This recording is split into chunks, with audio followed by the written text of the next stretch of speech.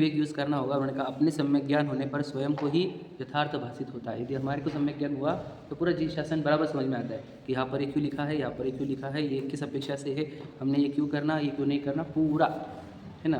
मैंने कल बताई थी आपको, पूरा जीव शासन समझने की एक ही ट्रिक है, जीव अजीव का भेद ज्ञान करो, अपने आप को जानो, समझे कि नहीं।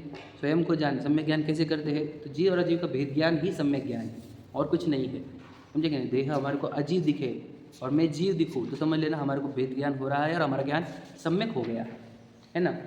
और ये सम्यक ज्ञान होने पर भी पूरा जीव शासन समझ में आता है, ए टू जेड। और यहाँ पर अगर आपको देह में लगती है तो पूरा जीव शासन का एक भी चीज़ समझ में नहीं आती। क्या कहा, याद रखने की बात, क्योंकि वो पहला घड़ा है, वो उल्टा तो पूरा उल्टा, वो सीधा तो पूरा सीधा। पहला घड़ा ये होना चाहिए कि मैं हूँ कौन, हम जीव है ये समझकर आपको फिर मंदिर भी ज़रूरी है, पूजन भी, स्वाध्याय भी, है ना, गुरु उपासना, स्वाध्याय, संयम, तप, दान, सब जरूरी हो जाता है, क्योंकि मैं जीव हूँ, मुझे मेरे दोष दूर करने हैं। मैं दोष दूर करने के लिए इन 6 आवश्यकों का अवलंबन लेता हूँ, समझ रहे, मिथ्यात्व का, अज्ञान का, असंयम का। इन 3 दोषों दूर करने के लिए मैं 6 आवश्यक का पालन करता हूँ। फिर इन 3 दोष में से जो असंयम का दोष पूर्णतः नाश करने के लिए मैं दीक्षा अंगीकार करता हूँ, महाव्रत लेता हूँ, समझ आएगा नहीं। दोष निवारण की प्रक्रिया ही तो है, और क्या है। अब हम क्या कर रहे हैं, हम खुद को मनुष्य मानते हैं, है ना। अब मनुष्य बोलकर क्या हमारे लगता है कि मेरे को गाड़ी बंगले बच्चे पत्नी वो होना है ना, दुख दर्द वगैरह नहीं होना। तो ये कब होगा, तो हमारे को ये बैठा हुआ है कि पुण्य का जब उदय रहेगा तो ये हमारे को मिलता रहेगा। तो हम वो पुण्य के संचय के लिए मंदिर में आते हैं, समझिएगा, ध्यान से लेना। 99.99 लगाते जाओ, उतने लोग 2 चीज़ों के लिए मंदिर में आते हैं, है ना, एक भय और एक आशा। क्या कहा, भय और आशा। भय मतलब क्या, कि मेरे साथ बुरा ना हो जाए, मंदिर में आऊँगा, अच्छे काम करूँगा तो मेरे साथ बुरा नहीं होगा, है ना, इसके लिए सिर टेकते हैं, 99.99 लगा देना। और दूसरे आशा से कि मैं आऊँगा तो मेरे साथ अच्छा होगा, है ना, मेरे को पुण्य का संचय होगा तो मेरा अच्छा होगा। अब सोचो ये क्यों हुआ है, क्योंकि पहला घड़ा उल्टा रखा है, देह को मैं माना है। अब मंदिर भी आ रहा है तो सही उद्देश्य से नहीं आ रहा, उल्टे उद्देश्य से आ रहा है। अब फिर समझ लो, फिर अब पहला घड़ा सीधा करोगे, मैं जीव हूँ, मैं जीव हूँ, इस घड़े पर आप आ गए, मैं सही कर दिया। अब क्या, कि मेरे अंदर ना देह को मैं मानने वाला भ्रम चल रहा है, पत्नी बच्चे गाड़ी बंगलों को मेरा मानने का भ्रम चल रहा है। मैं इस भ्रम को दूर करने के लिए मंदिर में आया हूँ। जिनेंद्र भगवान मुझे स्पष्ट उपदेश दे रहे हैं कि अपना कुछ भी नहीं है, सुखी होने के लिए बाहर भटको मत, इंद्रियों को भी जीतो और अंदर देखो परमात्मा है। तो मुझे मेरे उद्देश्य से मैच हुए भगवान जी। मेरे लिए मंदिर आना कितना आवश्यक हो गया, मेरे लिए स्वाध्याय करना कितना आवश्यक हो गया। स्वाध्याय में मुझे प्रतिक्षण मेरे मोह का भ्रम तोड़ा जाता है। गुरु उपासना भी मेरी इसीलिए होती है कि गुरु मुझे प्रत्येक क्षण सिखाते कि अपना कुछ नहीं है। तो ये सब मेरे उद्देश्य से मैच हो गया, क्योंकि मैंने पहला घड़ा सही किया। अब हमारा पहला घड़ा सही नहीं तो हम गुरु की उपासना भी इसलिए करते हैं कि वो मेरा भला करेंगे, उनका मुझे आशीर्वाद मिलेगा, उनकी मेरे को कृपा हो जाएगी तो मेरा सब अच्छा होगा।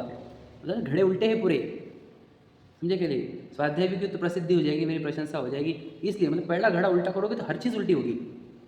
संयम भी करेगा तो अहंकार करेगा, उसका घमंड करेगा, तप भी करेगा तो उसका घमंड करेगा, दान भी करेगा तो नाम लिखाएगा अपना। घड़े उल्टे होने से समझे कि पहला घड़ा दान क्या के लिए दिया था, मैं आपको बता चुका था। दान क्या के लिए देता है, मुझे उस धन का बहुत आकर्षण क्रिएट हुआ है मेरे अंदर, मम्मा तो ये मेरा धन है, मेरा धन है, मुझे छूटता नहीं मुझसे। और फिर जब एक चीज़ 100 रुपये नहीं छूट रहे मुझसे, तो जब मुझे करोड़ छोड़ के जाने पड़ेंगे तो मुझे कितनी तकलीफ होगी। तो वो तकलीफ ना हो मुझे, इसलिए मैं रोज़ प्रतिदिन अपने अंदर आदत डालता हूँ कि नहीं, मुझे ये छोड़ना है, मुझे छोड़कर जाना, ये मेरा धन नहीं है। तो मैं मतलब सोच आत्मा के एंगल से देखा जाए दान कितना सही है। और तुम शरीर को मान लो तो दान कहता है, मेरा नाम लिखना भैया, मेरा नाम अपने फैमिली में बड़ा नाम लिखो, हमारे नाम से करो पहले, फिर हम देंगे, समझ रहे। पूरी चीज़ उल्टी होती क्या नहीं, वही देह को मैं मानने से पूरी जीव शासन उल्टा, और देह को भिन्न जानने से पूरा जीव शासन अंदर, ठीक है। तो हम पहला काम वो करें, पहला घड़ा सही करें हमारा, कि हम जीव है और वास्तविकता में जीव है। कल भी मैंने सिद्ध किया था, ये हड्डी मांस चमड़ा है, ये मिट्टी होता है, इसकी राख बनती है, कितने देखी है हमने, राख बन जाती है इसकी। कोई एंटिटी थी क्या, थी, हो जाते सब, कितने थे, मतलब महापुरुष भी आगे गए, सब गए। कहाँ गए छकरी जित जीता, भरत खंड सारा, कहाँ गए वे राम और लक्ष्मण, समझे, सब गए कि नहीं। तो ये भी कोई एंटिटी नहीं है, ये फेज़ है, ये अवस्था है। विशाल नाम की अवस्था है, विशाल नाम की सत्ता नहीं है, जीव नाम की सत्ता है। तो हमको जागना ही होगा, मोह नींद से उठ रहे चेतन तुझे जगावन को, है ना। तो जागना ही होगा, तू चेतन और देह अचेतन, यह जड़ तू ज्ञानी, मिले अनादि यतन ते बिछुड़े, जो पय और पानी, रूप तुम्हारा सब सो न्यारा, भेद ज्ञान करना। रोम रोम से निकले गुरुवर पढ़ते हैं ना अपन, उसमें 2 लाइनें हैं गजब की, है ना।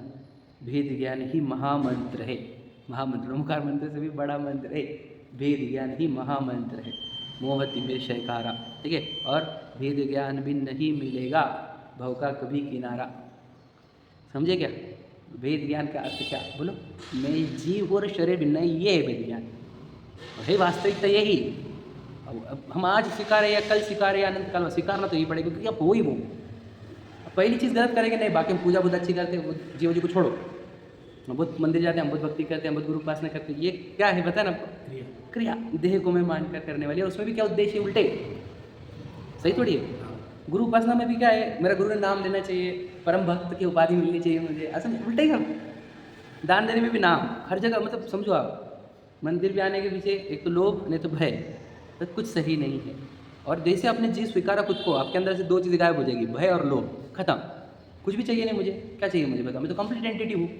तो भय खत्म, और लोभ किस बात का डर? जो होता है शरीर के साथ होता है, मेरे साथ तो होता नहीं। तो भय और लोभ खत्म हो जाते हैं उसी क्षण। जैसे निशंकित निकांक्षित कहा, पहले 2 गुण सम्यक दृष्टि के, ये सच है। इससे पहला काम अपने को करना है सम्यक ज्ञान, तो फिर पूरा जीवन शासन समझ में आएगा, नहीं तो कुछ समझ में आएगा नहीं। समझे कि नहीं? उन्होंने कहा कि ये मत खाओ, समझ लीजिए। तो अगर मैं देह को मैं मानता हूँ तो मुझे अच्छा लगता नहीं है बातें सुनने को, क्या कि ये क्यों बोल रहे हैं, शक्कर क्यों नहीं खाओ, मीठा क्यों नहीं खाओ, रस छोड़ो, है ना? और वो जीव समझो तुम तो सब सही लगेगा, क्या सही बात है।